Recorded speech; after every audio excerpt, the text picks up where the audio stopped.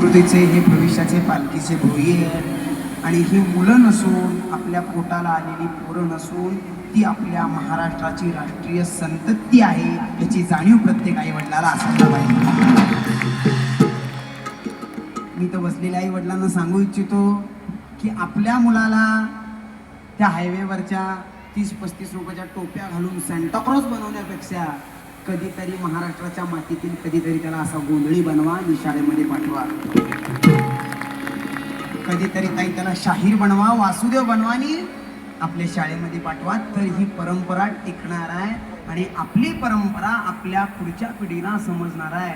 कारण की पहिला भल्या पहाटे माझी आई उठायची, कपाळाला कुंकू लिहायची, सडा रांगोळी करायची, ती बासरीची अलगद अशी धून कानावरती यायची, पिंगळा पहाटे पहाटे यायचा आणि कुडमुडी त्याची वाजायची कुडकुड कुडकुड कुडकुड कुडकुड कुडकुड कुडकुड कुडकुड कुडकुड कुडकुडून चिमण्यांचा चिवचिवाट सुद्धा व्हायचा आणि त्यातून माझा पिंगळा यायचा. पिंगळा महाद्वारी बोली बोलत देखा, पिंगळा महाद्वारी, पिंगळा महाद्वारी बोली बोली देखा, पिंगळा महाद्वारी, पिंगळा महाद्वारी बोली बोलत देखा, पिंगळा महाद्वारी, पिंगळा महाद्वारी बोली बोली देखा, पिंगळा महाद्वारी.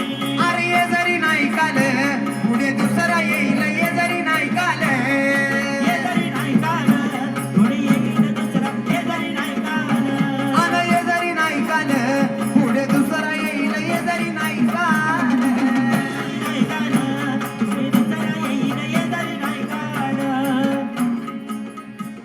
असा पिंगळा दारात यायचा. पिंगळ्याची स्वारी झाली, वासुदेव दारात यायचा. माझी आई आनंदानं दार उडायची, त्या वासुदेवाला दान धर्म करायची आणि त्या वासुदेवाला दान केल्यानंतर तो वासुदेव दादा कुळीचा उद्धार करायचा. आता हे मी कुणाच्या काळातलं सांगतोय? इथं जी टोपी घातलेली मंडळी आहे त्यांच्या काळातलं हे मी सांगतोय, आत्ताच नवं. आत्ताची आई आमची ताई माऊली वासुदेवाला म्हणलं की आली झडती म्हणून दरवाजा बंद करते लगेच. कुठलं पहाटेच्या पाऱ्याला यायचा, माझी ताई उठायची कवा आणि त्याला दान करायची कवा. ताई वासुदेवाला दान केल्याने मागच्या 7 पिढ्यांचा उद्धार होतो असं आम्हाला शास्त्र पुराण सांगतं. आणि मग ते दान पावलं वासुदेवाला, दान पावलं वासुदेवाला, वासुदेवाच्या देवा मायाला, वासुदेवाच्या देवा मायाला परमेश्वर प्रसन्न त्यानं दिलं दान, परमेश्वर प्रसन्न त्यानं दिलं दान, परमेश्वर प्रसन्न त्यानं दिलं दान, आणि परमेश्वर प्रसन्न त्यानं दिलं दान, त्यानं दिलं दान, आणि परमेश्वर प्रसन्न त्यानं दिलं दान, परमेश्वर प्रसन्न त्यानं दिलं दान.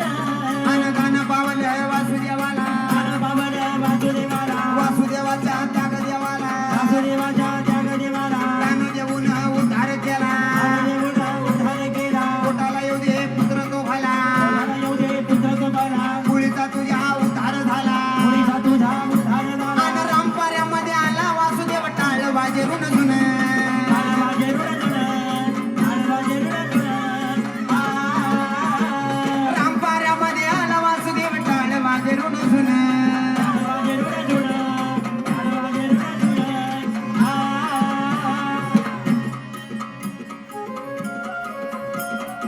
राम पाऱ्यामध्ये आला वासुदेव आणि राम पाऱ्यामध्ये आला वासुदेव टाळ वाजेरून धुन, टाळ वाजेरून धुन, टाळ वाजेरून धुन.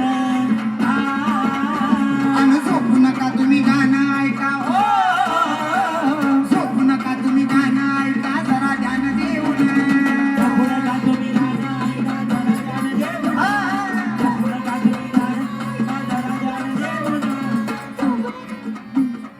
वासुदेव काय सांगतो? काय? झोपू नका तुम्ही गाणं ऐका, जरा ध्यान देऊन.